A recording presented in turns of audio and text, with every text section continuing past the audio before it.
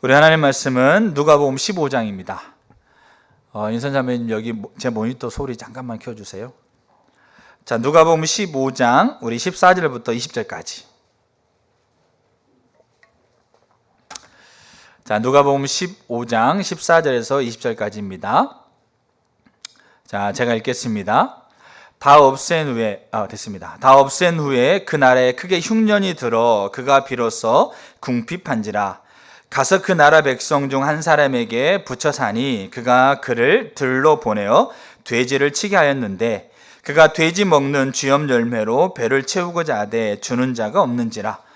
이에 스스로 돌이켜 이르되 내 아버지에게는 양식이 풍족한 품꾼이 얼마나 많은가. 나는 여기서 주려 죽는구나. 내가 일어나 아버지께 가서 이르기를 아버지여 내가 하늘과 아버지께 죄를 지었사오니 지금부터는 아버지 아들이라 일컬음을 감당하지 못하겠나이다. 나를 품꾼의 하나로 보소서 하리라 하고 이에 일어나서 아버지께로 돌아가니라. 아직도 거리가 먼데 아버지가 그를 보고 측은히 여겨 달려가 목을 안고 입을 맞추니. 아멘.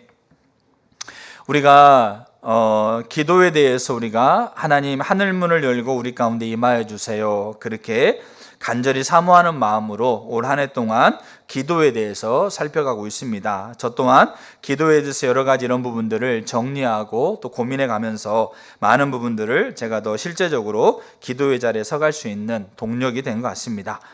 저는 사실 오늘 우리가 이렇게 살펴가고 있는 주제는 예수님께서 우리에게 가르쳐 주신 기도입니다. 하나님께서 예수님을 통해서 이 땅에서 기도하게 하셨고 그 기도를 하나님이 들으셨던 그 모습을 보고 제자들이 예수님에게 기도를 가르쳐 주세요 라고 그렇게 제자들이 요청했을 때 예수님은 마태복음 6장에서 하늘에 계신 우리 아버지여 라고 시작하는 기도를 가르쳐 주십니다. 그래서 우리는 그 기도를 지금 살펴가고 있습니다. 저는 사실상 제가 목회를 그래도 수년 했었는데 주기도문을 가지고 한 번도 설교한 적이 없었습니다. 제가 대학교 1, 2학년 때 저는 그런 생각을 했었습니다. 나중에 이 주기도문이 너무 중요하기 때문에 나중에 이 주기도문을 가지고 나는 반드시 설교해야 되겠다. 그러려면 지금부터 자료를 모아야 되겠다. 그래가지고 책이 아니라 예전에는 기독교 잡지가 참 많았어요. 그러니까 기독교 잡지, 과거, 현재 있는 모든 잡지들을 제가 생각할 때 도서관에 있는 모든 잡지들을 다 뒤적이면서 주기도문에 대한 해석, 설교들을 다 모았습니다. 그래서 그때는 컴퓨터가 없었기 때문에 다 일일이 다 프린트 해가지고 정말 이 정도 두껍게 프린터를 해가지고 준비를 해놨습니다. 내가 언젠가는 주기도문을 설교해야 되겠다. 주기도문으로 기도할 생각은 안 하고 신학교 때 주기도문으로 설교할 생각을 하고 자료를 이렇게 모아놨는데 제가 이번에 주기도문 이렇게 묵상하면서 그 자료를 찾았는데 그 자료가 없어져 버렸습니다. 이사하면서 그렇게 어딘가 이렇게 잊어버렸는 것 같아요. 그러면서 제가 자료 의지하지 말고 하나님 앞에 깊이 이 한 구절 한 구절을 묵상하면서 하나님 은혜를 구하고 네가 먼저 기도하면서 찾으라, 그런 마음으로 하나님께서 제게 주시는 마음이라 생각하면서 한 구절 한 구절을 정말 깊이 묵상합니다. 깊이 묵상하려고 정말 부단하게 애를 씁니다. 그러면서 저는 이 한 문장, 하늘에 계신 우리 아버지여 라고 하고 있는 이 한 문장 안에서 정말 제게는 제가 아버지께 기도하면서 저는 그렇게 기도합니다. 하늘에 계신 우리 아버지여. 그렇게 기도할 때마다 저에게는 분명하게 인식되는 게 있습니다. 내 모든 걸 아시는 아버지이고 나에게 아버지로 갈 수 있는 자격을 지금 내게 부여하시는 결정권자이신 아버지가 선명하게 인식이 됩니다. 그래서 아버지께 내가 간구하고 내가 아버지 앞에 서는 것이 참 많이 자유로움을 갖습니다. 그래서 이 한 구절 한 구절을 묵상하며 제가 기도하고 그렇게 서가고 있는데 바라기는 여기 있는 한 분 한 분들이 그렇게 그냥 흘려듣지 마시고요. 이 기도는 아버지께 나아가는 거예요. 우리가 평생 기도할 거잖아요. 예수를 믿었으니까 평생 우리가 기도할 건데 그때마다 우리는 아버지께 나아가야 되지 않습니까? 그러면 그 아버지가 누군지를 알아야죠. 그 아버지가 누군지를 성령의 조명으로 깨달아야죠. 그리고 그 깨닫게 된 아버지 하나님의 이름을 부르면서 우리가 아버지께 나아가야 됩니다. 그러려면 여기 예수님께서 우리에게 가르쳐주고 있는 아버지를 우리가 알아야 되는 거죠. 그래서 모든 걸 아시는 아버지, 그리고 우리에게 하나님 앞에 설 수 있는 자격을 우리에게 부여하시는 그 결정권자이신 아버지, 우리가 두 가지를 보았고, 오늘은 세 번째로, 오늘은 제가 두 편의 설교를 하려고 합니다. 두 편의 설교를 하려고 하는데, 첫 번째 건 우리가 너무나 많이 이 탕자의 비유에서 너무나 많이 들었던 거예요. 그게 뭐냐면 이 탕자의 비유에서 예수님께서 우리에게 가르쳐주고 있는 아버지는 사랑의 아버지입니다. 무한한 사랑의 아버지. 그 사랑이 우리를 기뻐하시고 우리를 즐거워하시며, 그 둘째 아들이 돌아오지 않습니까? 한번 여러분 생각을 한번 해보세요. 둘째 아들이 타국에서 먹을 게 없었어요. 돼지 치는데 돼지가 먹는 그 열매도 줄 수 없는 그런 깊은 흉년 가운데 들면서 돼지 먹이도 못 먹고 있는데 얼마나 굶주렸겠어요? 그 굶주린 상태에서 아버지께 돌아오는 거예요. 몇 날 며칠을 왔는지는 모르겠어요. 그러나 짧은 거리는 아니었을 것 같아요. 왜냐하면 그 아버지를 떠나서 먼 나라에 가서 허랑방탕하게 쓰고 있었기 때문에 짧은 거리는 아니었어요. 많은 돈을 준비해서 여행 경비를 돼지를 가지고 그렇게 아버지께 돌아오는 길도 쉽지 않았을 건데, 그는 아무것도 없었어요. 아무것도 없었고 돼지와 함께 자고 있었기 때문에 냄새도 심했고 아무것도 없는 상태에서 아버지께 오는 거예요. 근데 아버지가, 우리가 성경에 보면 아버지가 멀리서 아들이 오는 걸 봐요. 아버지, 제가 몇 날 며칠 몇 월 몇 시에 제가 돌아갈게요. 여러분, 카톡 한 통 보내면 금방 아버지는 받을 수 있어요. 근데 그 시대에 카톡이 있겠습니까? 뭐가 있었겠어요? 그냥 아들이 언제 오는지도 몰라요. 근데 가장 먼저 아들을 발견하는 것은 아버지였습니다. 그래서 아버지가, 그 말은 무슨 말이겠어요? 아버지는 항상 자신의 기쁨의 대상인 아들을 바라보고 있었다라는 것을 봅니다. 그게 측은히 여기는 마음이고 그게 불쌍히 여기는 마음이겠죠. 그래서 그 아들을 바라보고 있었을 때, 아들을 하염없이 기억하고 있었을 때 저 멀리서 아들이 걸어오죠. 근데 아들이 걸어오는 모습을 먼저 보고 이 아버지가 측은히 여겨서, 여기 측은히 여겼다는 말은 뭐냐면 불쌍히 여겼다, 긍휼히 여겼다, 이런 마음인데, 헬라어로 우리가 많이 들었을 거예요. 스프랑코 니조마이라는 단어인데, 이거는 상대방의 어려움을 보면서 내 창자가 끊어질 것 같은, 아파서 견딜 수 없는 상태가 되는 것을 여기 측은히 여겼다는 말을, 그래 너 힘들겠구나, 너 아프겠구나, 이게 아닙니다.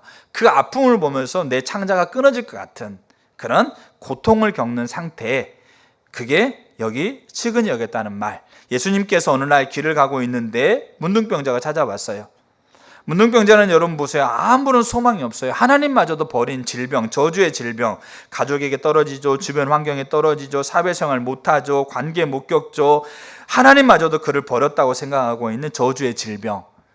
어느 누구도 그를 위로할 사람, 차라리 그를 저주했으면 저주했지 위로할 사람 아무도 없는 그 문둥병자가 예수를 찾아와요. 가까이 갈 수도 없어가지고 그 앞에서 멀찌감치 엎드리면서 그렇게 얘기합니다. 예수님, 원하시면 저를 낫게 해주세요. 그렇게 이 문둥병자가 예수님께 엎드리죠. 근데 예수님이 성경에 보게 되면, 예수님 마가복음 1장에 보게 되면 예수님이 민망히 여기셨다고 그랬어요. 민망히. 여기 민망이라는 말이 누가복음 15장에 나와 있는 측은히 여겼다는 말의 같은 헬라어입니다. 그리고 그 예수님은 그 문둥병자에게 다가갑니다. 문둥병자는 예수님이 다가오는 걸 보면서 많이 놀랐을 수도 있어요. 움찔거리면서. 자기에게 다가오는 사람들은 어느 누구도 자기에게 선한 손길을 내민 사람이 없었어요. 심지어 가족마저도. 근데 예수님이 다가오는 걸 보면서 움찔거리면서 뒤로 주춤거릴 수도 있어요. 근데 예수님이 손을 내미시죠. 그리고 그 피 묻은 몸을 예수님 만지세요. 그리고 뭐라고 말씀하시냐면, 내가 원하노니 깨끗함을 받으라. 그렇게 하면서 그 문둥병을 고칩니다. 그러니까 이 무한한 사랑을 가지고 있는 이 아버지를 지금 예수님은 소개해주고 있는 거죠. 그래서 달려가서 목을 안고, 그 아이의 상태가 어떻게 되는지도 관심이 없어요.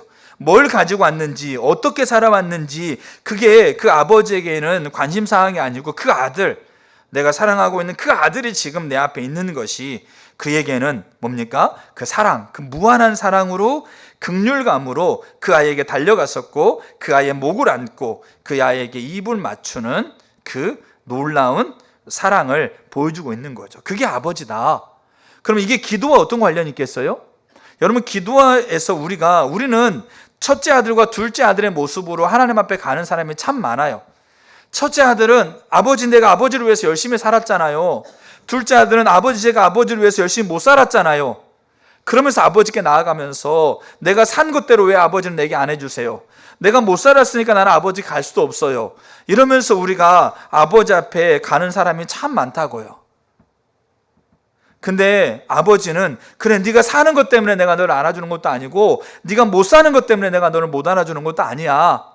나는 너를 향한 사랑을 가지고 너를 향한 긍휼을 가지고 너를 기뻐하기 때문에 내가 너를 안고 내가 너를 부여잡고 내가 너에게 입맞춘다라고 하고 있는 거죠. 그리고 거기에 좋은 옷을 입히고 손에 가락지를 끼우고 손에 신발을 발에 신기는 거죠. 이 아버지를 경험했던 사람이 하는 고백이 뭐냐면 하나님의 사랑에서 우리를 끊을 수가 없다. 그 사랑에서 과연 누가 우리를 끊겠느냐. 이 고백은 바울이 했던 고백입니다. 로마서 8장의 가장 위대한 고백이죠. 근데 이 바울은 어떤 사람이에요? 자기가 가지고 있는 노력을 가지고 하나님의 사랑을 만족하려고 했던 사람이에요. 자기가 가지고 있는 헌신을 가지고 열심히 노력해서 하나님이 기뻐하는 사랑의 자리에 하나님이 그 사랑을 만족해서 하나님이 내려주는 복을 받기 원했고 하나님이 내리는 심판을 받고 싶지 않았던 사람이에요. 그래서 자기 평생에 처절하게 노력하죠.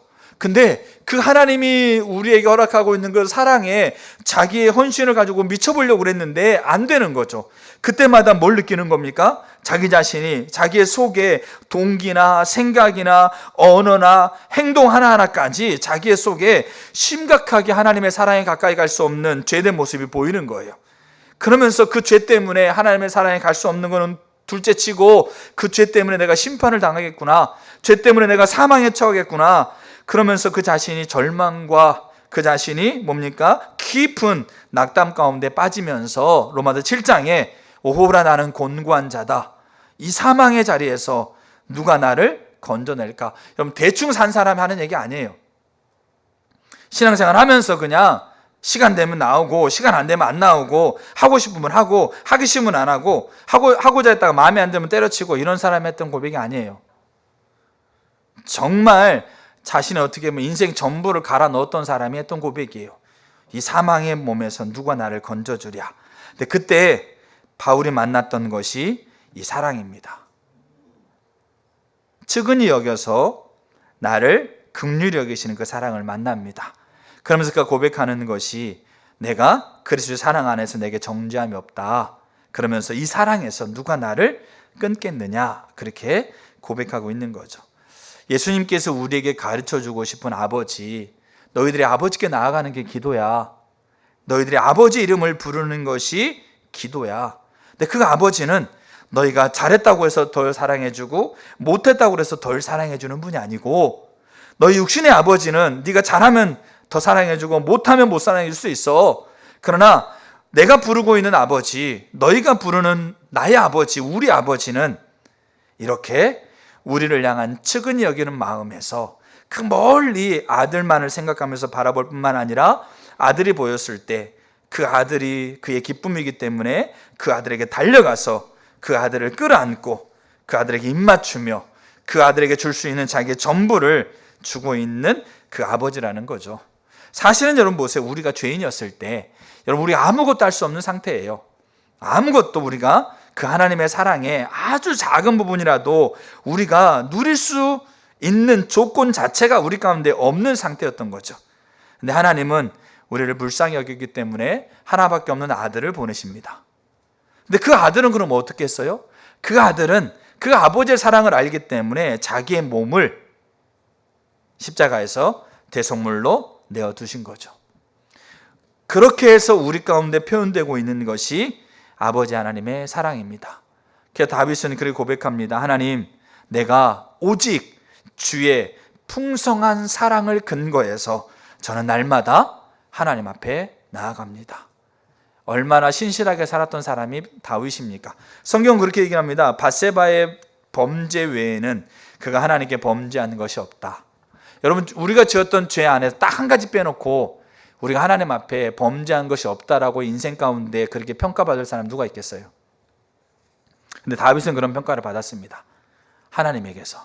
근데 다윗이 시편 5편 7절에 그가 항상 하나님 앞에 갈 때는, 그가 항상 하나님의 이름을 부를 때는 하나님께서 가지고 계시는 그 크신 인자와 풍성한 사랑, 당신의 너무나 거대한 자비를 의지해서 제가 나아갑니다라고 고백하는 겁니다. 이게 예수님께서 우리에게 가르쳐 주신 아버지입니다. 우리가 아버지 하나님의 이름을 부를 때 아버지가 우리를 얼마나 사랑하시는가를 우리가 더 깊이 알기를 축복합니다. 자, 그러면 이제 두 번째 설교입니다. 첫 번째 설교는 끝났고 두 번째 설교입니다.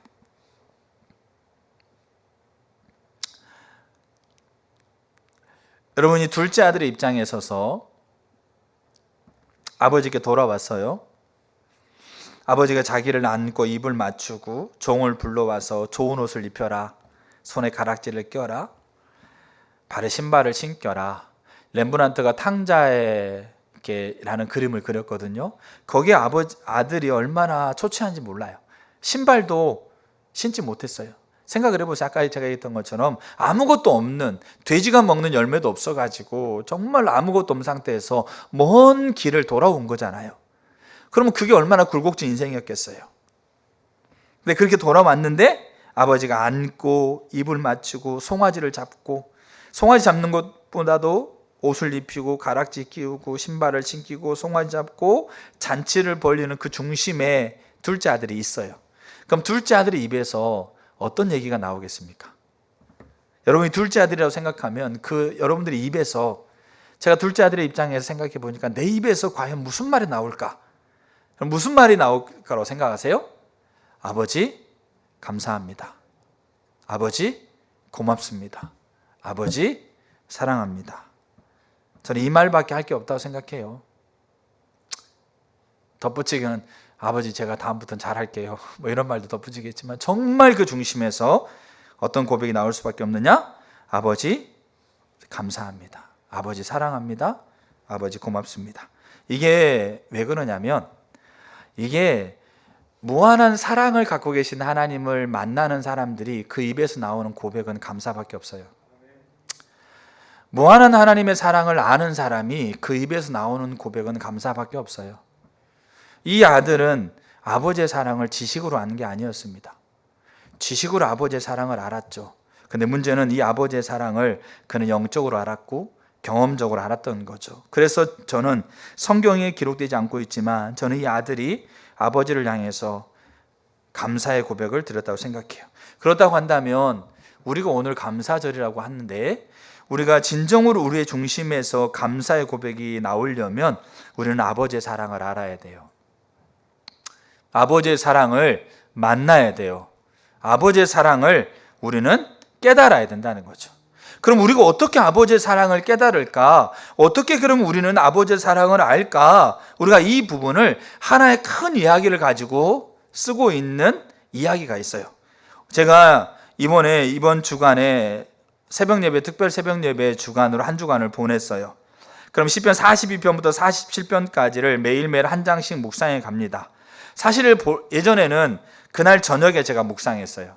그날 저녁에 묵상하고 그 새벽에 주신 마음들을 기록하고 그 새벽에 나눴어요. 근데 이번에는 제가 그 전날 아침에 묵상했어요.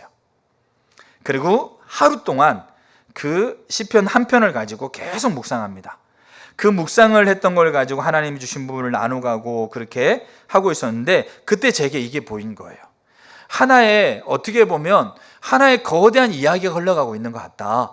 특별히 42편부터 47편까지 우리가 일주일 동안 살펴보고 있는 이 시편 속에서 42편에 문을 열고 들어왔다가 인생의 거대한 이야기가 흘러가고 47편의 마지막 문을 닫고 인생이 마치게 되는구나라는 생각을 갖게 됐어요. 근데 요게 제가 어제 하나님 비춰진 부분, 요게 요 둘째 탕자의 이야기하고 정말 정확하게 일치되고 있는 부분을 생각이 났어요. 그러면 뭐다?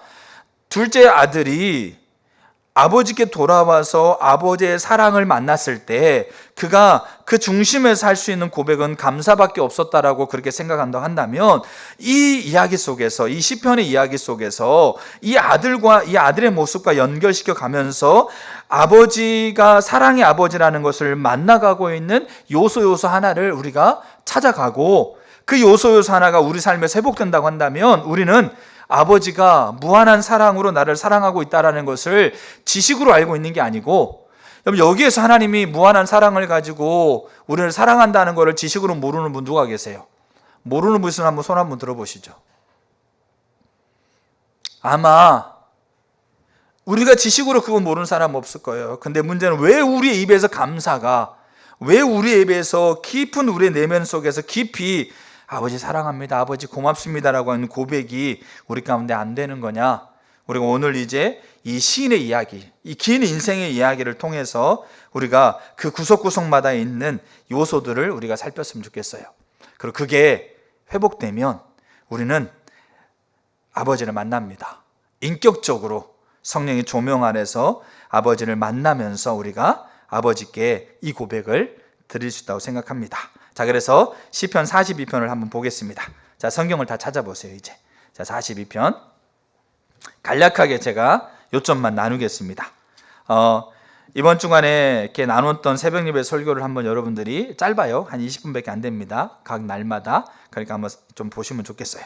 자, 42편부터 42편은 이제 시편이 제2권이 시작됩니다. 1권은 다윗의 시가 1권은 주로 되어 있습니다. 근데 2권은 다윗이라고 하고는 걸출한 인물이 아니라 이제 고라 자손이라고 하고 있는 이 사람들의 시가 이제 2권에 주로 등장합니다.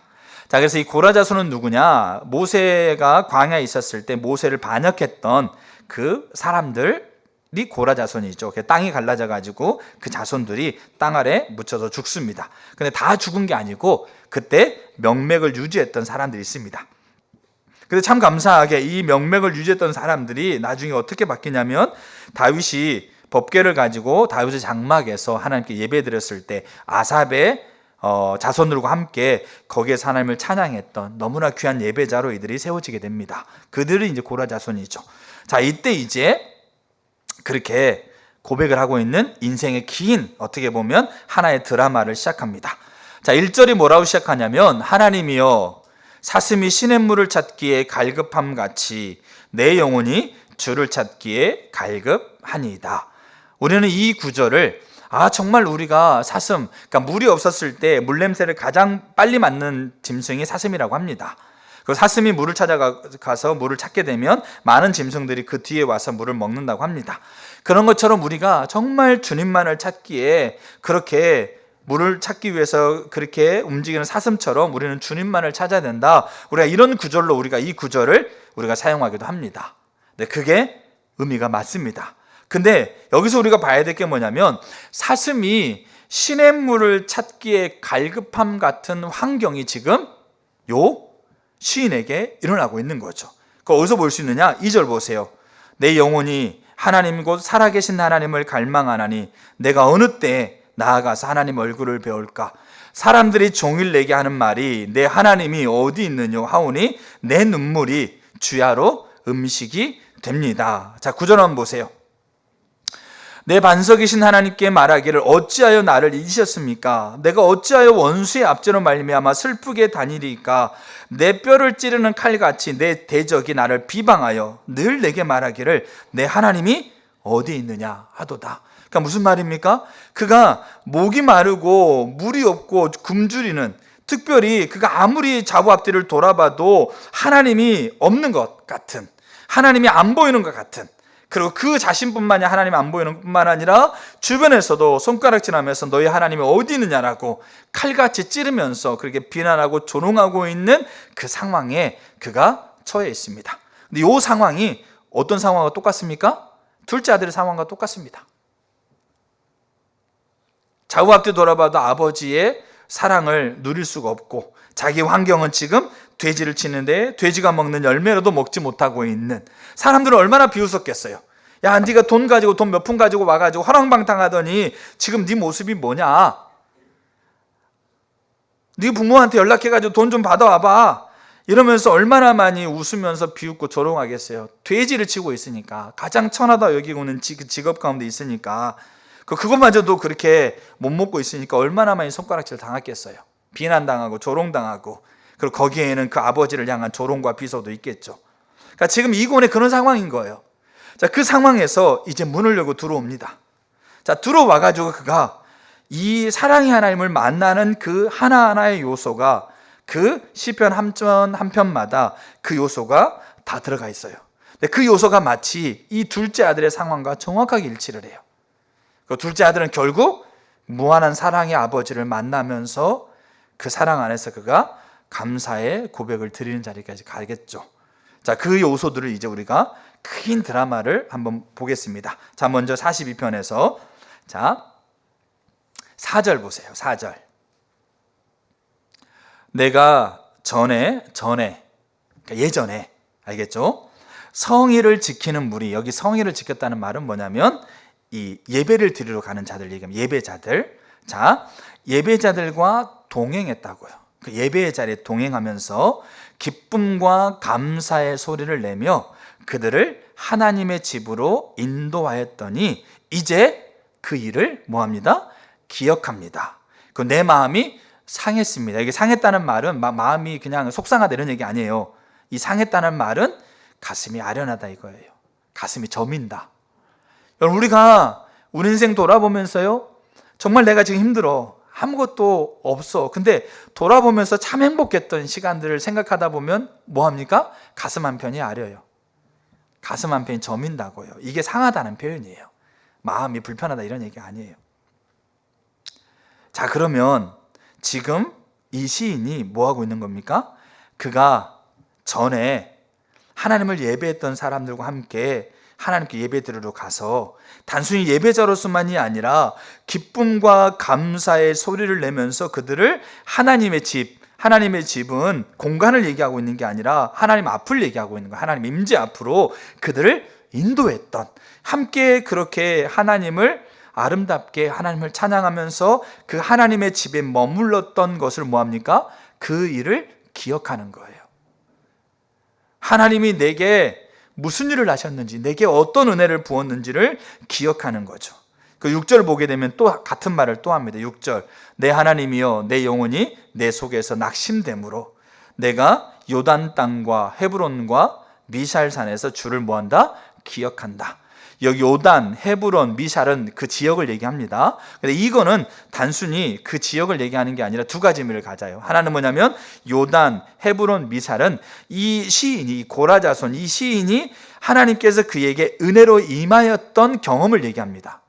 또 하나는 여러분 잘 봐야 될 게 있어요. 뭐냐면 요단과 헤브론과 미샬은 하나님이 이 시인이 아니라 과거 자기의 민족, 자기의 조상 아브람과 이삭과 야곱과 모세와 여호수아와 지금 현재 다윗과 시대까지 하나님께서 역사적으로 우리 민족 가운데 행하셨던 역사적인 사실을 의미하고 있어요. 요단을 누가 가르셨습니까? 여호수아를 통해서 요단을 누가 가르셨어요? 하나님이 갈랐어요. 헤브론 땅도 아브라함에게 하나님께서 허락하신 하나님의 언약의 땅이에요. 그러니까 단순히 자기의 개인의 경험과 감정이 아니에요. 내가 돌아보면서 내게 하나님이 내게 좋은 거 주셨지, 자, 이것만을 기억하고 있는 게 아니고 뭘 기억하는 겁니까? 역사 현장에서 세상을 창조할 때부터 하나님이 사랑하고 있는 그 백성들에게 하나님께서 어떻게 하셨는지, 역사적으로 하나님께서 어떻게 움직이셨는지에 대한 그 사실이 뭡니까? 그게 진리잖아요. 그 진리를 이 시인이 기억하는 거예요.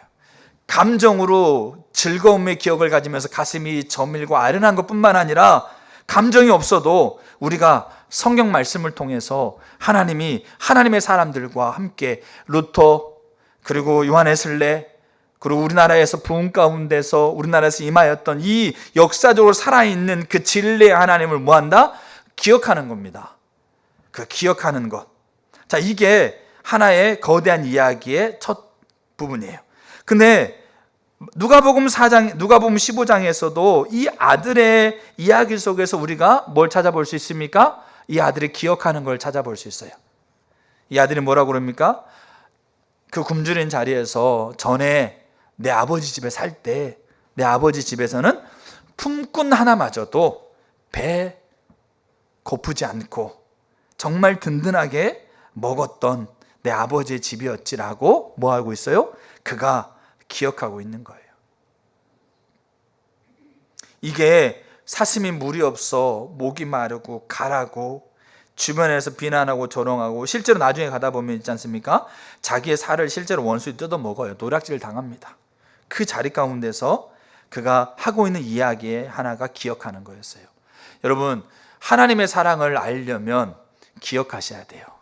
여러분, 인생 가운데서 하나님을 예배했던, 하나님을 마음껏 주의 집안에서 하나님을 만났던, 그리고 그 삶의 현장에서 하나님이 내 사랑으로 내 필요를 채우시는 분으로, 나를 위로하는 분으로 내게 나를 만나주셨던 곳, 그리고 그것도 없어, 생각이 안 나, 그러면 역사 현장에서 세상을 창조하시고 지금까지 자기 자신을 증명하시고 드러내셨던 그 하나님 기억하세요. 그게 하나님이 우리를 얼마나 사랑하고 얼마나 우리를 귀하게 보시고 기뻐하는지에 대한 우리가 깨달게 되어지는 귀한 통로가 되는 겁니다. 자, 그렇게 첫 번째 그렇게 됐어요. 자, 그 다음에 두 번째, 자 44편에 보게 되면, 자 성경 한번 보겠습니다.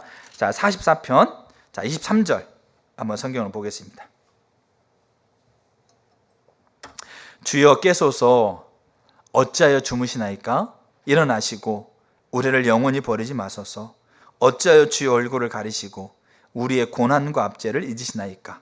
우리 영혼은 진토 속에 파묻히고 우리 몸은 땅에 붙었나이다. 일어나 우리를 도우소서. 주의 인자하심으로 말미암아 우리를 구원하소서. 자, 이게 무슨 내용이냐면, 이 시인이 어느 날 자신 기억하면서 과거를 돌아봐요. 과거를 돌아보니까 자신의 과거뿐만 아니라 역사적인 현장 안에서 하나님께서 놀라운 은혜로 우리 민족 가운데 함께 하셨던 거예요. 정말 놀라운 은혜로 우리 민족 가운데 보니까 과거에는 그렇게 하나님이 참 많이 하셨어요. 수치를 당하지 않게 하고 원수의 앞에서 건져주시고 요단을 가르고 여리고를 무너뜨리고 가나안을 정복하고 이 위대한 일을 하셨다는 거죠. 과거를 돌아보니까. 근데 현재 나와 우리 민족의 상황을 보니까 하나도 그게 없는 거예요. 하나님이 마치 우리 백성을 헐값에 팔아버린 것처럼, 헐값에 팔아가지고 아버지조차도 뭘 팔았으면 이익을 얻어야 되는데 아버지조차도 이익을 얻지 못하는, 그냥 손해보는 셈치고 그냥 헐값에 넘겨버린 것 같은, 누구에게? 원수에게. 그 상황인 거예요. 그래서 원수의 능력과 원수의 수치와 원수의 조롱과 비난이 내 앞에, 그리고 내가 하나님이 나를 늑대 속으로 집어 던져버린 것 같은, 과거에는 그렇게 놀라운 역사를 이뤘는데 현재 나와 내 주변과 내 나라를 보니까 이런 게 없는 거죠. 근데 여러분, 그렇게 그 상황이 생기면 하나님을 믿는 사람들이 가장 먼저 하는 게 뭔지 아세요? 내가 무슨 잘못이 있는가를 돌아봐요. 이게 정말 귀한 자세예요. 내가 뭔 잘못이 있지? 내가 하나님 앞에 범죄했던 게 뭐지? 내가 하나님의 기준에서 어긋난 게 뭐지? 하나님, 이게 지금 과거에는 그렇게 움직이셨는데 왜 지금 현재 내가 지금 원수의 굴속 앞에서 조롱당하고 무시당하고 하나님을 쳐다봐도 하나님이 안 느껴지는 것이 왜입니까? 제가 하나님 앞에 하나님의 기준에 어긋난 게 뭡니까? 그게 자기 자신을 돌아본다고요. 그러니까 이 시인도 자기 자신을 돌아봤어요. 돌아보면서 여러분 이렇게 고백합니다. 자, 20절 한번 보세요. 44장 20절. 자, 18절 보세요. 18절. 자, 17절부터. 이 모든 일이 우리에게 임하였으나, 지금 현재 그 상황을 얘기하는 거죠. 자, 그러면서 우리가 주를 잊지 아니하며 주의 언약을 어기지 않았다. 18절. 우리의 마음은 위축되지 아니하고 우리의 걸음도 주의 길을 떠나지 않았다. 20절. 우리가 우리 하나님의 이름을 잊어버렸거나 우리의 손을 이방신을 향하여 폈더라면 하나님이 이를 알아내지 아니하셨으리까? 그러니까 모르지 않는다는 얘기죠. 자, 저를 보실까요? 자기를 돌아봤어요. 이 상황에 대해서 그 원인이 나에게 있지 않을까? 내가 하나님께 범죄함으로 하나님의 길에 떠남으로 나에게 있지 않을까라고 하면서 깊이 하나님 앞에 자기 자신을 성찰합니다. 근데 돌아봤는데 내가 위축되어질 수밖에 없는, 내가 원수의 조롱 앞에서 그렇게 낙담될 수밖에 없는 상황에서도 나는 연약해지지 않고 주를 잊어버리지 않고 주님의 길을 떠나지 않고 이방신에게 그렇게 절하지 않았다라는 것을 그가 그렇게 성찰하면서 그가 자기 자신을 보게 돼요. 그러면 왜 내가 이렇게 하나님 앞에 잘 살았는데, 내가 하나님 앞에 최선을 다해서 정말 하나님 앞에 하나님을 떠나지 않고 하나님 앞에 살았는데 왜 내게 이런 부분이 있을까요? 그렇게 하면서 내린 결론이 그거예요. 하나님이 우리를 사랑하셔서 우리에게 은혜를 베풀 과거부터 지금까지 우리에게 은혜를 베푸는 것은 우리가 하나님을 향해서 했던 그 행동의 대가나 보상으로 주어진 게 아니었다. 하나님의 백성들이 하나님을 향해서 헌신합니다. 하나님을 향해 수고합니다. 자기의 모든 것을 다 하나님 앞에 드립니다. 근데 하나님이 우리에게 사랑하시고 하나님이 우리에게 은혜를 베푸시는 것은 그 대가로 주는 게 아니에요. 그 대가 가지고 하나님의 사랑을 어느 것 조금만 조각 하나라도 우리가 누릴 수가 없는 겁니다. 그래서 이 시인이 깨닫는 게 뭐냐면 우리가 그렇게 열심히 살고 하나님의 기준에 서려고 애를 썼지만 그것 때문에 하나님이 우리에게 그 보호하시고 수치를 당하지 않게 하시는 것이 아니고 뭐밖에 없었다? 하나님의 은혜밖에 없었구나. 하나님의 긍휼밖에 없었구나. 그러면서 그가 기도하는 게 그거예요. 주님 깨소서. 주님 일어나소서.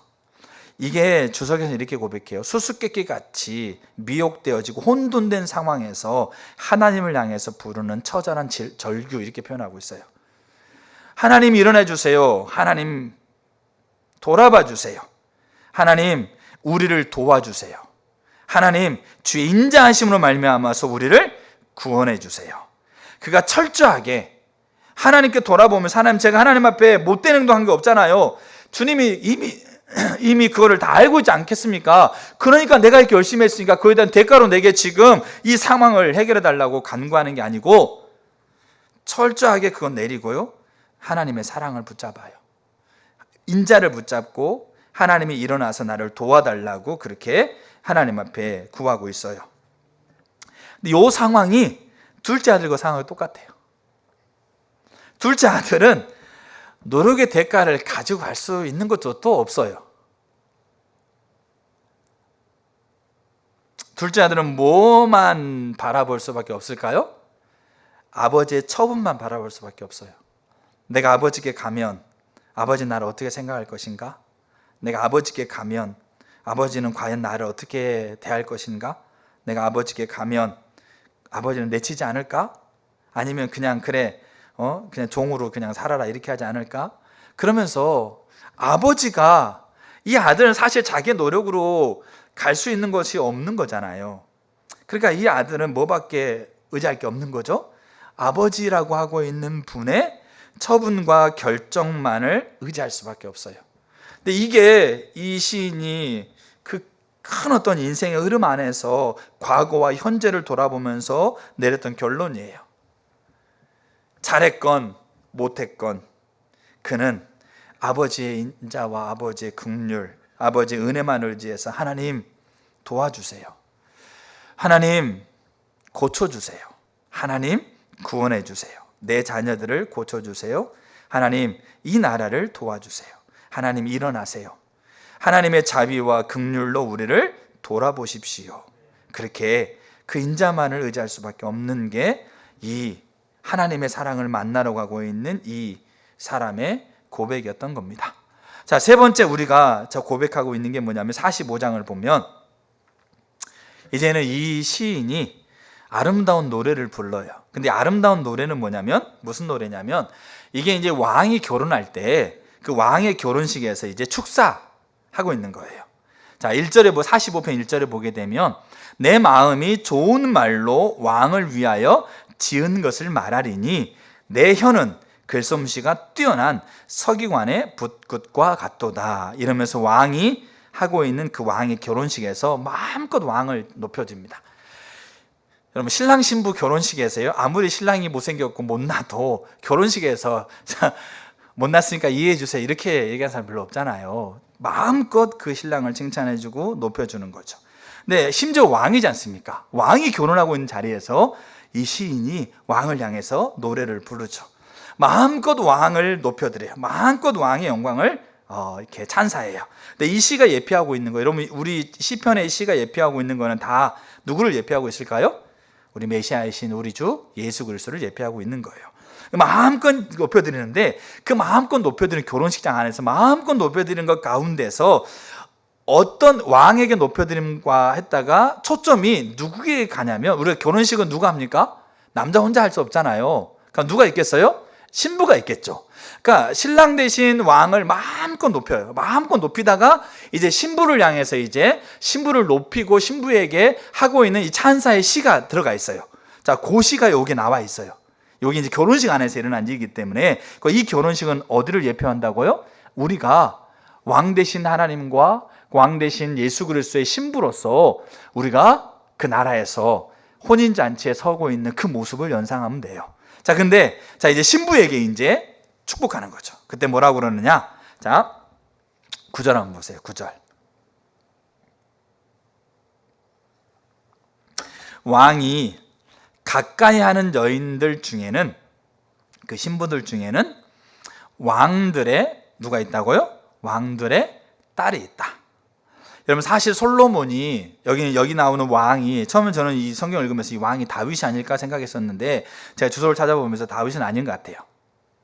솔로몬이다, 뭐 아합이다, 뭐 이렇게 얘기하는데, 자, 솔로몬이 예를 들어 그 누군지 상관없지만 예를 들어 솔로몬 같은 경우를 보게 되면 솔로몬이 결혼을 했던 이 왕비, 알겠죠? 신부의 대상이 다 누구였겠어요?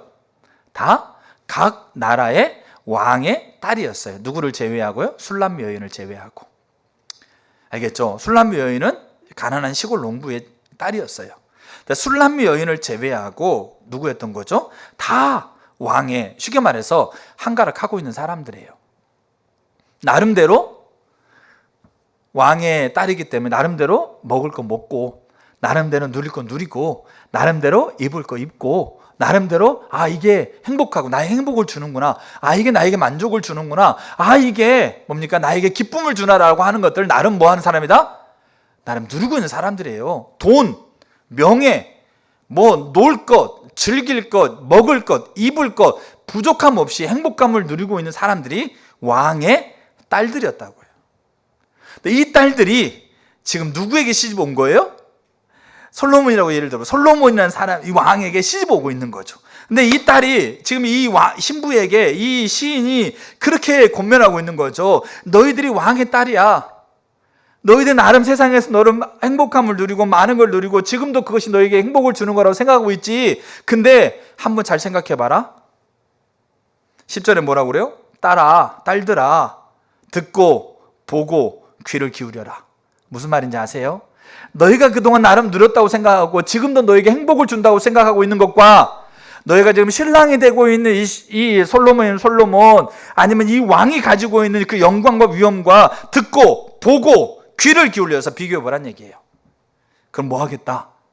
그러면 이게 차이가 날까 안 날까요? 우리가 하나님의 나라에서 왕 대신 예수 그리스도의 신부로 우리가 누리게 될 영광을 우리는 그냥 다 환상이에요. 그냥 이론이고, 그냥 사람이 그러는 소설 같은 그런 얘기로 우리는 듣고 있다고요. 그러니까 우리는 마치 세상이 가지고 있는 것들이 우리에게 행복을 주는 것처럼, 세상이 가지고 있는 것들이 마치 만족을 주는 것처럼 나름 또 누렸어. 그것도, 돈도, 명예도, 즐길 것, 이러면서 그게 나를 기쁘게 해주고 나를 즐겁게 해주는구나, 나름 누렸다고요. 왕의 딸들이니까 얼마나 그 부와 명예와 가지고 싶은 거, 놀고 싶은 거 다 누렸겠어요. 근데 이 시인이 하는 얘기가 그거예요. 너의 신랑이 가지고 있는 영광을 귀를 기울이고 집중해서 보고 들으면서 비교해봐라. 그러면 너네들이 가지고 있는 것과 너네들은 누렸고 지금도 너네들이 행복하게 누리고 있다고 생각하고 있는 것과 비교할 수 없는 그 영광, 그 비교할 수 없는 위엄, 비교할 수 없는 존귀를 내가 만날 것이다. 그럼 어떻게 해야 돼요? 그러면 10절 한번 보세요.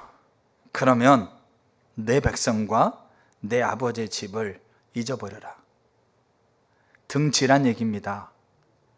내가 나름 즐겁게 나름 행복하게 여기고 있는 것들과 주님이 주실 영광을 비교해 보세요, 여러분들. 그리고 그 비교를 정확하게 비교하셨다고 한다면 하나를 선택하셔야 돼요. 등을 돌려야 돼요. 잊어버려야 돼요. 그리고 그 아버지께로, 그 신부로 가는 거죠.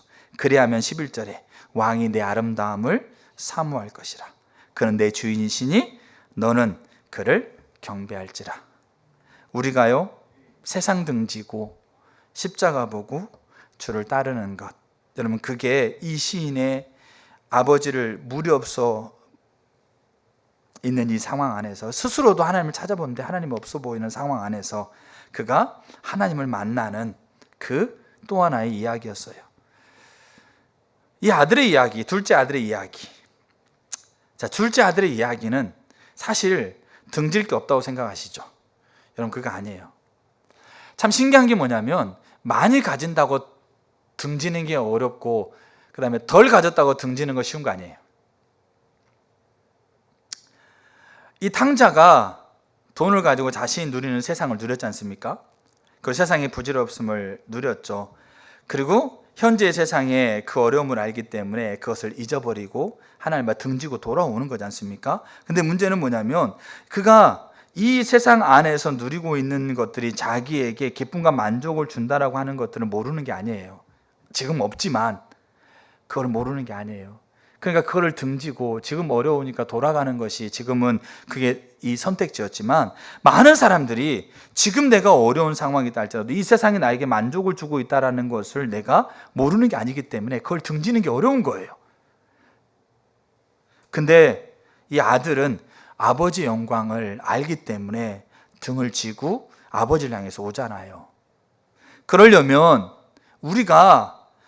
우리의 눈에 하나님이 안 보이고 주변에서 하나님이 없다라고 아무리 손가락질을 해도 우리가 정확하게 비교해 보니까 우리가 누리는 세상, 우리가 누리고자 하고 누렸던 세상보다 비교할 수 없는 그 영광과 가치로 존재하고 있는 그 하나님이 정확하게 우리가 인식이 된다면 우리는 세상을 등을 지고 그렇게 왕의 신부로서 우리가 왕 안에 들어가는 것이 우리에게 어렵지 않다고 생각해요.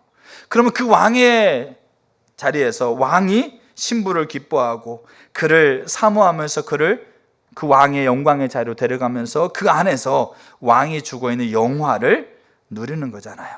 그래서 13절을 보게 되면 왕의 딸은 궁중에서 모든 영광을 누리리니 결국 결국 등을 져야만 누리는 것이 그게 왕의 법칙입니다. 자, 이게 세 번째 이야기였어요. 자, 그 다음에 네 번째 이제 46절. 이제 두 개만 간단하게 볼게요. 자, 46절에서 시인은 이렇게 고백합니다. 하나님은 우리의 피난처시니 그리고 힘이시니 환난 중에 만날 큰 도움이시라. 자, 시인이 하나님을 피난처 삼고 힘 삼아서 하나님께서 그에게 도움을 준다라고 그렇게 고백하고 있어요. 근데 요 1절의 고백을 똑같이 7절과 11절에 똑같이 반복적으로 고백합니다. 근데 7절과 11절에 요 1절의 고백에 세 가지의 중요한 요소들을 덧붙여서 고백합니다. 자, 7절 한번 보세요. 46편 7절. 만군의 여호와께서 우리와 함께 하시니 야곱의 하나님은 우리의 피난처시로다. 11절 똑같이 만군의 여호와께서 우리와 함께 하시니 야곱의 하나님은 우리의 피난처시로다. 그럼 이 1절의 내용을 이제 반복하고 있는데 세 가지 어떤 게 이렇게 덧붙여졌습니까? 첫째가 만군의 여호와, 둘째가 우리와 함께하는 것, 그리고 셋째가 야곱의 하나님. 요 세 가지가 추가로 덧입혀진 거예요. 이거는 뭐냐면 1절을 더 구체적으로 세세하게 쪼개가지고 설명하고 있는 겁니다. 제가 이 46편을 그날 아침에 그 전날 아침에 보면서 이런 생각을 했었어요.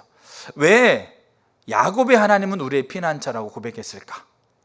우리의 피난처셔서 힘이셔서 환난 중에 만날 도움이다 라고 하게 되면 그 인생의 역사상에 아브라함의 하나님, 모세의 하나님, 여호수아의 하나님, 그리고 여기 바로 앞서 다윗의 하나님. 다윗은 고대 군동을 장악했었고 모세는 430년간 애굽이라고 하고 이 거대한 나라의 압제를 끊어버렸고 그 여호수아는 그 가나안을 정복했고 아브라함은 자기의 민족의 조상으로서 그 놀라운 하나님의 능력을 경험했었고 근데 왜 하필이면 여기에 야곱의 하나님은 우리의 피난처일까? 라고 하고 있는 이 말을 이 시인은 고백했을까? 저는 이거 가지고 하루 종일 고민했어요. 하나님께 묻고 기도하고 고백하면서 하나님 왜 그럴까요? 저 같으면 야곱의 하나님이 아니라 아브라함의 하나님, 모세의 하나님, 다윗의 하나님은 우리의 피난처라고 그렇게 고백할 건데, 그리고 그 능력을 사모할 건데 왜 야곱의 하나님은 우리의 피난처라고 고백할까? 사실 여기 우리와 함께 있는 것과 같이 연결되어 있는 부분이에요. 제가 주석은 자기 전날 맨 마지막에 봅니다. 그 전날, 그 자기 전날 주석에 보니까 야곱은 이스라엘 민족의 조상이고 민족을 시작했던 분이고 야곱의 인생에 굴곡이 많았던 그 굴곡에서 하나님 도왔다, 이런 얘기를 쓰고 있더라고요. 근데 그것도 맞는 것 같아요. 근데 이걸 고민하고 있었을 때 그날 금요일날 저녁에 다니엘 기도를 하고 마지막으로 제가 하나님 앞에 홀로 기도하고 있을 때 딱 한 문장이 생각났어요. 그게 뭐냐면, 아 그렇구나, 이 시인이 야곱의 하나님이네 우리의 피난처라고 했던 것이 이 시인에게도 정말 처절하게 필요한 부분이었었구나라는 생각을 가져요. 그게 뭐냐면, 야곱의 인생은, 제가 성경을 보면서, 감히 제가 성경을 보면서 성경에 수많은 인물들이 나와 있는데 야곱만큼 처절하게 자기 중심을 내렸던 사람이 없어요. 제 개인적으로는. 야곱이 나중에 자기 가족을 다 이끌고 애굽으로 들어가지 않습니까? 그리고 바로 왕 앞에 딱 만났어요. 바로가 했던 질문이 뭡니까? 당신이 몇 살이세요? 그렇게 물어보죠. 그때 야곱이 이렇게 얘기합니다. 나 몇 살입니다 얘기하기 전에 내 나그네 인생길이, 나는 험난한 인생을 살았습니다, 이렇게 얘기합니다. 그럼 이 험난한 인생을 살았다고 하고 있는 그 의미 속에는 여러 가지 어려움이 있었다라고 그렇게 볼 수 있는데, 저는 그 말 속에 저는 내 중심을, 내 자기 중심성을 처절하게 하나님 앞에 내려온 인생을 살았습니다. 그 고백이 저는 야곱의 고백이었다고 생각해요. 여러분, 야곱의 인생을 우리가 잠깐 한번 간단하게 한번 볼까요? 태어날 때부터 쌍둥이였습니다. 근데 자기 형의 발 뒤꿈치를 잡고 태어납니다. 그리고 이제 청소년기 때 자기 형의 장자권을 뺏기 위해서 팥죽 한 그릇에 자기 형의 장자권을 뺐습니다. 이게 다 자기가 가지고 있는 이 사기꾼적인 기질, 야곱의 이름이 사기꾼에 속이는 자라는 뜻이잖아요. 그러니까 자기가 어떻게 해서든지 자기가 원하는 걸 취하기 위해서 지금 아둥바둥하고 있는 거죠. 자, 이제 장성했어요. 아버지가 나이가 늙고 이삭이 늙어서 아들에게, 장자에게 축복을 하려고 합니다. 그걸 몰래 엿들었다가 기회를 보고 형이 사냥하러 갔을 때 옷에다가, 자기 몸에다가 털을 뒤집고 올라가가지고 어머니가 해준 요리 가지고 아버지 앞에 가가지고 아버지를 속이고 축복을 받아요. 에서가 자기를 죽이려고 한다는 소식을 듣고 에서를 피해서 외삼촌 라반의 집으로 갑니다. 그때 야곱은 하나님 만납니다. 이게 잘 보셔야 돼요. 베델에서 하나님 만납니다. 그가 베고 잤던 돌베개를 비석을 세우면서 이게 베델이다, 하나님의 집이다, 여기까지 하나님, 여기 하나님이 계셨구나, 인격적으로 하나님 만납니다. 자, 그리고 그가 이제 라반의 집에 가요. 그래서 라반의 딸인 라헬을 사랑해서 라헬과 결혼하기 위해서 7년을 그가 애를 씁니다. 근데 결혼하고 봤더니 언니 레아예요. 그래서 그가 또 7년을 또 합니다. 자, 7년을 하고 라헬을 얻고 나서 다시 7년 어간을 다시, 어떻게 보면 진짜 임금 하나 안 받고 정말 라반의 집에서 그렇게 애쓰고 살아갑니다. 자, 근데 그 7년쯤 되었을 때, 라헬을 얻고 20년쯤 되었을 때 하나님이 성경을 보세요. 분명하게 창세기 31장에 너는 이제 너의 아버지가 살고 있는 고향 땅으로 돌아가라, 그렇게 얘기합니다. 그게 하나님의 음성이었고 야곱은 그때 고향으로 돌아가려고 생각합니다. 그러니까 자기가 20년 동안 받지 못했던 품삯을 라반에게서 이제 받으려고 했을 때 이제 이런 여러 가지 과정이 있었죠. 또 속고 속이는 과정이 있습니다. 자, 그리고 나서 이제 품삯을 다, 또 자기의 가족들을 다 이끌고 자기 고향 땅으로 돌아갑니다. 고향 땅으로 돌아갈 때 형 에서가 아직까지 자기를 향해서 분노를 품고 있을 거라는 생각을 가지고 먼저 뭘 하냐면 예물을 먼저 보냅니다. 낙타와 양과 송아지를 종들에게 가득 해가지고 에서에게 보내죠. 그러니까 종들이 에서한테 주고 온 종들이 와가지고 하는 얘기가 뭐냐면, 당신의 형이 군사 400명을 데리고 당신에게 오고 있다. 그 얘기를 들으니까 야곱이 덜컥 겁이 나는 거죠. 어떤 의도로 형이 군사를 이끌고 내게 올까라는 게 겁이 납니다. 그래가지고 뭐 하냐면, 그래가지고 줄을 세웁니다. 줄을.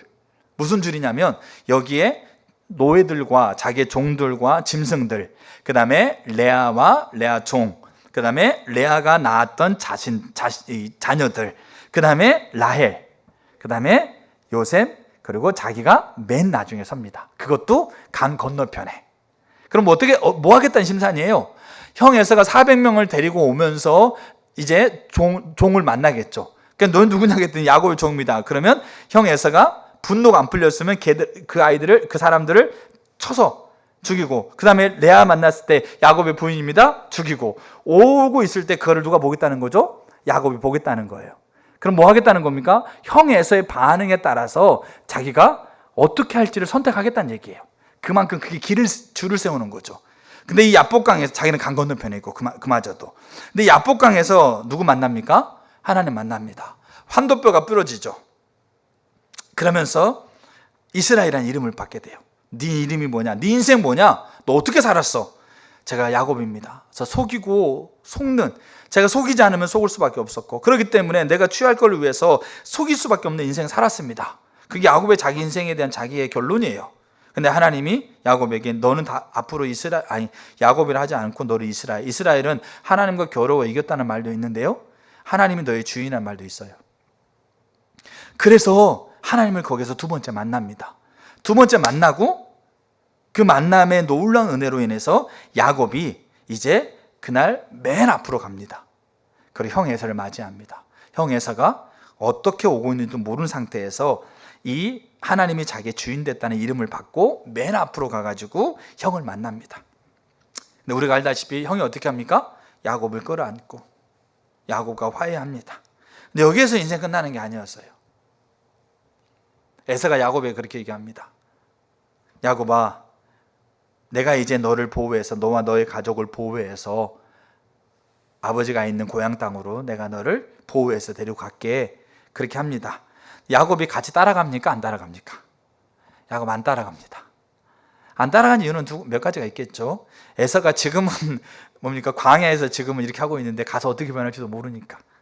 또는 심신 너무 지쳤기 때문에 그냥 좀 쉬고, 그게 이제 표면적인 이유였어요. 내가 너무 힘들고 쉬니까, 내 가족들도 지금까지 오는 여정이 너무 힘들었으니까 이곳에 쉬고 갈게요. 그렇게 이제 그게 표면적인 이유였는데 그 안에 속내는 뭔지 모르겠죠. 근데 결국 안 떠나요. 안 가요. 하나님이 지금 뭐 합니까? 야곱에게 네 고향 땅으로 돌아가라 해서 나오는 길인데 안 가요. 그리고 숫곳이라는 곳에 머물릅니다. 자, 거기에 머물면서 몇 년이 지나다가 딸 디나가 세겜 족장의 아들에 의해서 못된 일을 당하게 되죠.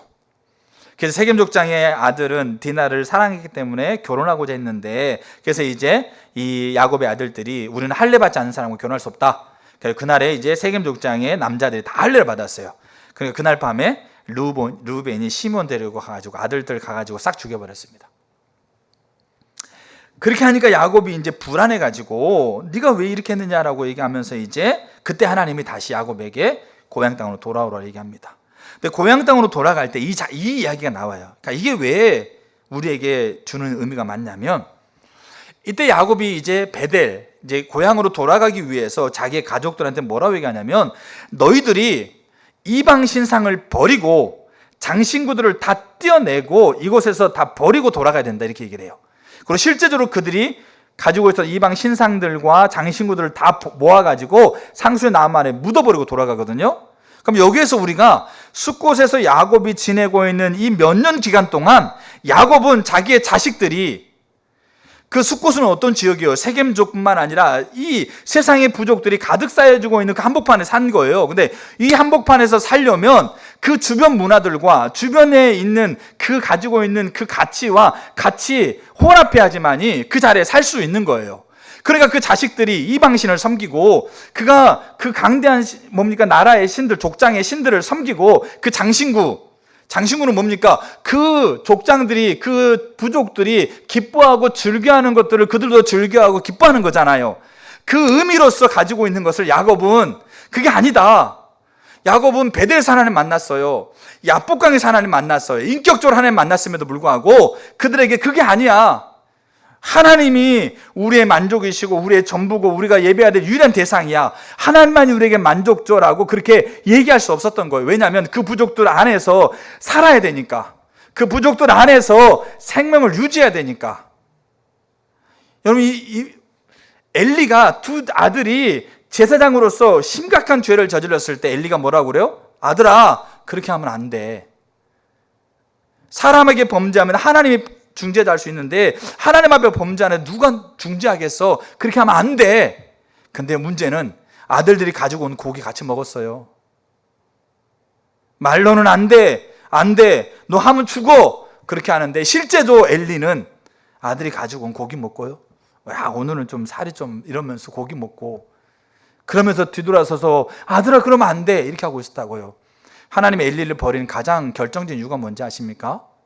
하나님을 존중히 여기지 않았기 때문에 그래요. 엘리 자신이, 엘리 아들들이 존중히 여기지 않았기 때문에 엘리가 심판받는 게 아니라 엘리 자신이 하나님을 존중하게 여기지 않았기 때문에 심판받는 거예요. 근데 야곱이 똑같아요. 인격적으로 베델에서, 야복강에서 인격적으로 하나님 만났는데 그 숲곳에서 살기 위해서는 이방의 우상들을 받아들이는 것을 용납했고, 말로는 그랬겠죠. 그 이방들이 누리고 있는 그 즐거움들을 누리고 있는 것들을 장신구를 삼면서 기뻐하고 있는 것들에 대해서 그걸 용납했고, 근데 베델로 돌아가기 위해서 뭐라고 그럽니까? 그것을 다 버려야 된다. 그리고 나무 밑에 묻고 돌아갑니다. 여러분, 돌아가서는 12아들 중에서 누구만 사랑합니까? 요셉만 사랑합니다. 그리고 애굽으로 갔어요. 내 나그네 인생길이 내 험난한 세월에 그렇게 표현하고 있는 거죠. 무슨 말일까요? 이 시인이 왜 야곱의 하나님은 나의 피난처다, 하나님 우리와 함께 하신다, 왜 하필 여기에 야곱의 하나님이라는 표현을 썼을까? 가장 처절하게 자기 중심성을 내리는 거예요. 가장 처절하게, 치열하게 자기 중심, 자기 관점, 자기 생각, 자기 경험, 자기 이론, 아담적인 본성 안에서 깊게 뿌리 내려지고 있는 이 자기의 이 중심성을 내려갔던 사람이 야곱입니다. 이 둘째 아들, 아버지께 돌아가려고 그래요. 아무것도 없는데 먼 길을 돌아가려고 그래.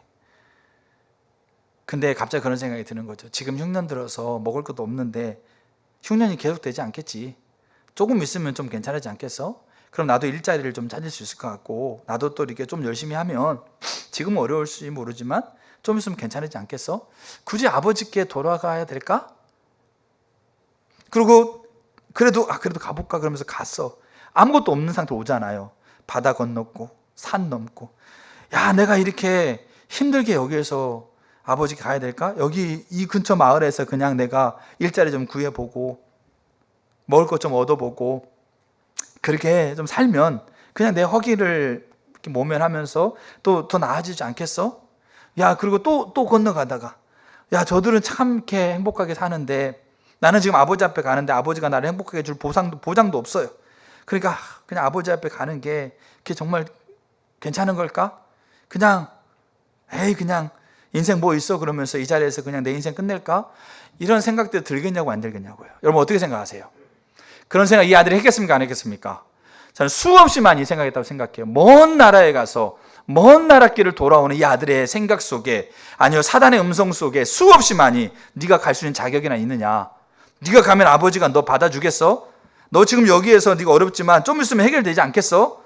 여기에서 네가 다른 일자리 찾아봐. 좀 걸어가다가 야 저 사람도 누리고 있는 거 앞에 가가지고 좀 착해 보이니까 가서 좀 구걸해봐, 좀 도움을 구해봐. 그럼 도와주지 않겠어? 그럼 너 괜찮잖아. 굳이 아버지까지 가야 되겠어? 이 힘들게 아버지까지 가서 그 아버지 앞에 간다고 해서 보장이 없잖아. 그런 수없이 많은 소리들, 자기 자존감을 무너뜨리고 자기가 가지고 있는 아픔들을 수없이 건드리면서 가려고자 하는 그 길들을 막아서고 있는 그 생각들 속에서 이 아들은 결국 그 중심성을 내린 거잖아요. 내리고 그 아들은 결국 어디까지 왔어요? 아버지의 시선이 미치는, 그러니까 하나님 아버지의 시선이 미치지 않는 곳이 없어요. 근데 육신의 아버지를 표현하고 있으니까 아버지의 시선이 미치고 아버지가 달려가서 끌어안을 수 있는 자리까지 그가 오잖아요. 그 아들이 갈등이 없었겠습니까? 그 아들이 자기 중심성에서 중심성을 붙들고 사단이 교묘하게 속삭이고 속삭임이 그 아들에게 없었겠냐고요. 근데 이 아들이 어떻게 하는 겁니까? 그 자기 중심성을 저는 정말 처절하게 끊어내고 처절하게 다시 자기 중심성을 내리고 그렇게 걸음 한 걸음 한 걸음 힘겹게 걸어왔던 걸음이라 생각해요.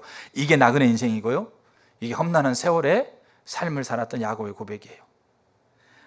우리가 우리 중심성을 내리지 않으면 하나님이 우리의 피난처가 된다는 것은 이론입니다. 하나님이 우리와 함께 계셔야지 그분이 우리의 피난처 역할을 감당할 수 있는 그 원리가 일어나는데, 우리의 중심성이 내려지지 않으면, 내 중심성, 내가 주인이고 내가 내 목적이고 내가 바라보고 있는 게 주인인 자리에 하나님이 주인으로 오지 않습니다. 그러면 아무리 하나님은 우리의 피난처시요 힘이시요 환난 날에 만날 도움이시라 수천 번 수만 번 주문처럼 외워보십시오. 하나님이 실제로 우리의 피난과 도움과 힘이 되시는가? 안 됩니다. 그러니까 그렇게 주문처럼 외우고 있는 이 바알 선지자를 향해서 엘리야가 조롱하잖아요. 그 조롱을 지금 하나님 백성이 듣고 있는 거예요. 세상 앞에서 하나님이 살아있다라고 외치면서 그렇게 중얼중얼 거리고 있는데, 실제로 삶에서는 하나님의 피난처 되심을 못 누리고 있으니까 세상은 손가락질하며 조롱하면서 그들을 뜯어먹지 않습니까? 그게 야곱의 하나님이었어요. 자, 이제 마지막으로 이제 그렇게 인생에 물이 없어 먹을 게 없어서 시냇물 찾는 사슴처럼 그렇게 가는 과정 가운데 그 사랑의 하나님을 만나고 있는 그 요소들을 고백해 가면서, 그러면서 마지막에 이제 문을 닫습니다. 큰 이야기의 결론입니다. 이야기의 결론이 47절에 있어요. 자, 47절 시편 5절 한번 보겠습니다. 47편에는 이 47편의 내용은 누가복음에 나와 있지 않아요. 근데 우리가 상상을 좀 해보는 부분이 필요한 부분이에요. 자, 하나님께서 5절 한번 보세요. 하나님께서 즐거운 함성 중에 올라가시며 여호와께서 나팔 소리 중에 올라가시도다. 자, 이게 무슨 말이냐면, 자, 우리는 이런 게 있어요. 하나님이 우리의 이런 요소를 들어 사랑의 하나님 만나면, 그러면 이제 아들이 누렸던 결론이 있죠. 끌어안고 입을 맞추고 좋은 옷을 주고 가락지 끼우고 발에 신발을 신기면서 잔치를 벌리고 그 모든 문제를 다 해결해 주는 그 이야기의 스토리가 이제 결론 스토리 아닙니까? 그럼 우리도 그거를 기대해요. 아, 내가 그렇게 이런 요소를 따라서 그렇게 아버지 앞에 가면 그렇게 아버지가 다 그렇게 역전시키고 해결해 주고 그 내가 가지고 있는 부분들을 다 하나님이 위로해 주고 해주겠지.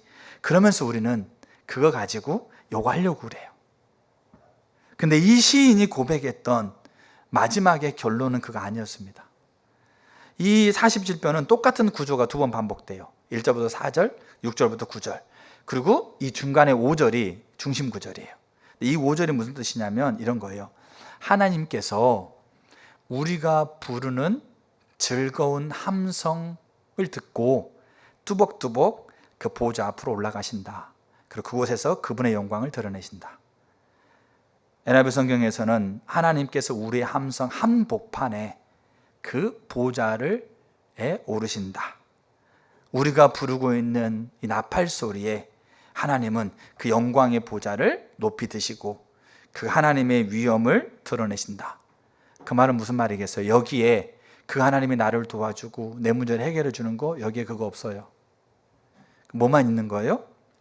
그가 이렇게 하나님을 찬양하는 것으로 하나님께 영광 돌리는 것을 통해서 하나님만이 높임받고 하나님만이 영광받고 하나님만이 존귀함 여김을 받는다면 저는 그것으로 만족합니다. 이 고백인 겁니다. 여호와를 찬양해라. 하나님을 찬양해라. 우리 왕 되신 하나님을 찬양해라. 왜? 우리의 찬양의 한복판에서 그분은 보좌로 올라갈 것이니까. 우리의 찬양의 소리를 듣고 그분은 보좌 위에 서실 거니까. 우리의 찬양의 고백 가운데서 하나님은 보좌 위에 앉으셔서 그 보좌에 앉으신 자기 자신을 드러낼 거니까. 이거는 우리를 돕고 우리의 문제를 해결하는 것이 여기에 들어있지 않아요. 그냥 우리의 찬양 가운데서 하나님이 그분의 받아야 될 마땅히 합당한 영광을 받는 것만으로도 나는 만족하고 기쁩니다 하고 있는 그 고백이 여기에 들어있는 거예요. 그리고 이게 그 42편에서부터 그 큰 이야기의 흐름을 진행해 가면서 47편의 마지막에 결론입니다. 저 여러분들이 왜 하나님을 사랑을 만나고 싶어 하시고, 왜 우리를 돕는 하나님을 만나고 싶어 하시고, 왜 우리를 위로하신 하나님을 만나고 싶어 하시는가? 여러분, 우리는 다 우리 안에 목적을 가지고 있어요. 그렇게 만나면 하나님이 우리의 삶을 역전시켜 줄 것이고 우리를 도와주시고 우리에게 지금 있어야 될 걸 아시는 하나님이, 그래도 하나님께서 나를 뭔가를 해주겠지라고 하고 있는 이게 다 우리 가운데 있다고요. 근데 시인이 내렸던 결론은 아무것도 없어도 하나님이 우리의 찬송 중에 그분의 보좌를 높이 들리신다. 여기 올라가셨다는 말이 완료형입니다. 이 말은 올라가신다는 보장이 없는 걸 얘기하고 있는 게 아니라 분명하게 올라가셨다고 하고 있는 사실을 근거해서 그가 하나님 앞에 찬양하고 있는 겁니다. 이게 이 이야기의 결론이고, 저는 이 아버지가 기뻐하고 아버지 영광만을 위해서 둘째 아들이 섰는지 안 섰는지는 성경에 기록되지 않기 때문에 몰라요. 근데 이 시를 통해서 우리는 이 결론까지 우리가 가야 돼요. 그러면 누구 만날까요? 사랑의 하나님 만나요. 사랑의 하나님 알아요. 사랑의 하나님이 깨닫습니다. 그러면 내 입에서 나올 수 있는 말은 뭐밖에 없겠어요? 아버지 감사합니다. 아버지 사랑합니다. 아버지 고맙습니다. 아버지를 만나는 사람들이 고백했던 그 고백이 너무나 자연스럽고 너무나 아름답게 우리의 입과 우리의 깊은 마음의 중심부에서부터 끓어오르는 고백으로 아버지 감사합니다라는 고백을 저와 여러분들이 들을 수 있게 됩니다. 저는 그런 은혜가 우리에게 있기를 축복합니다. 우리가 오늘 추수감사주일이어서 우리가 성만찬을 같이 하거든요. 저는 이 성만찬 의식을 행하면서 우리가 다시 한번 이 시인이 가지고 있었던, 이 둘째 아들이 가지고 있었던 인생의 여정과 시인이 가지고 있었던 큰 이야기의 흐름 안에서 있는 이런 하나의 요소들이 내 삶 가운데 회복되기를 원하고, 그리고 그 회복의 자리에 내가 이 요소 하나에 내 삶을 세우고자 하는 결단, 그 결단을 가지고 우리가 이 성만찬 의식에 참여했으면 좋겠어요. 정말 나를 구원하시고 나를 사랑하시고 그 사랑이 내가 하나님 앞에 설 때까지 영원하신 하나님의 사랑으로 나를 보호하고 계시는 그 하나님 앞에 내가 이 이야기에 가지고 있는 것들 안에 내 인생을 드리겠다라고 하고 있는 결단, 그 결단이 오늘 우리가 먹고 마시는 떡과 잔에 우리의 고백과 결단이 거기에 담겨 있기를 축복합니다. 우리를 안으시고 입 맞추시고 손에 가락지를 끼우고 좋은 옷을 입히고 발에 신을 신기고 살찐 송아지 잡고 잔치를 베풀기를 원하시는 하나님이 우리에게 만나지길 축복합니다. 그리고 그 하나님 만남으로 우리 입술에 감사의 고백이 있기를 축복합니다. 아멘. 우리 찬양 같이 하고요, 우리 성만찬 같이 했으면 좋겠어요.